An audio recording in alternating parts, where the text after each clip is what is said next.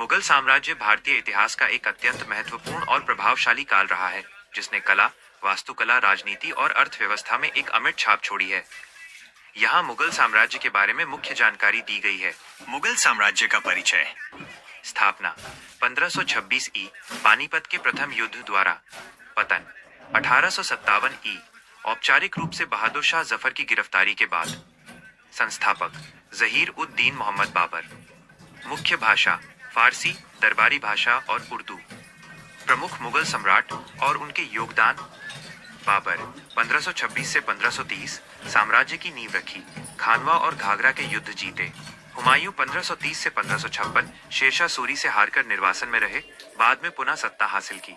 अकबर 1556 से 1605 महान सम्राट, दीन इलाही की शुरुआत, मनसबदारी प्रथा और जजिया कर समाप्त किया। जहांगीर 1605 से 1627 न्याय की जंजीर के लिए प्रसिद्ध, चित्रकला का स्वर्ण युग।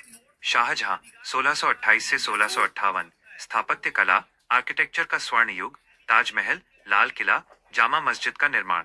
औरंगजेब 1658 से 1707 साम्राज्य का सर्वाधिक विस्तार, कट्टर धार्मिक नीतियां, मराठों और सिखों के साथ संघर्ष। प्रशासनिक और आर्थिक व्यवस्था। मनसबदारी प्रथा अकबर द्वारा शुरू की गई एक सैन्य और प्रशासनिक प्रणाली, जिसमें अधिकारियों को मनसब पद दिए जाते थे। राजस्व प्रणाली राजा टोडरमल ने जब्ती प्रणाली विकसित की, जिससे भूमि की माप के आधार पर लगान तय किया जाता था। सिक्का प्रणाली चांदी का रुपया और सोने की मोहर प्रचलित थी। कला और वास्तुकला आर्किटेक्चरल मार्वल्स।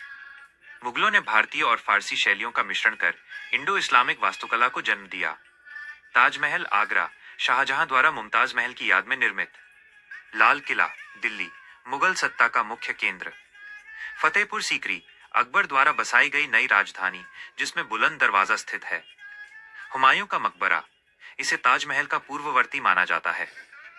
पतन के कारण औरंगजेब की नीतियां, धार्मिक असहिष्णुता और निरंतर युद्धों ने खजाना खाली कर दिया। कमजोर उत्तराधिकारी औरंगजेब के बाद कोई भी राजा साम्राज्य को संभालने में सक्षम नहीं रहा। विदेशी आक्रमण नादिर शाह 1739 और अहमद शाह अब्दाली के हमलों ने नींव हिला दी। अंग्रेजों का उदय, ईस्ट इंडिया कंपनी ने धीरे धीरे राजनीतिक नियंत्रण कर लिया।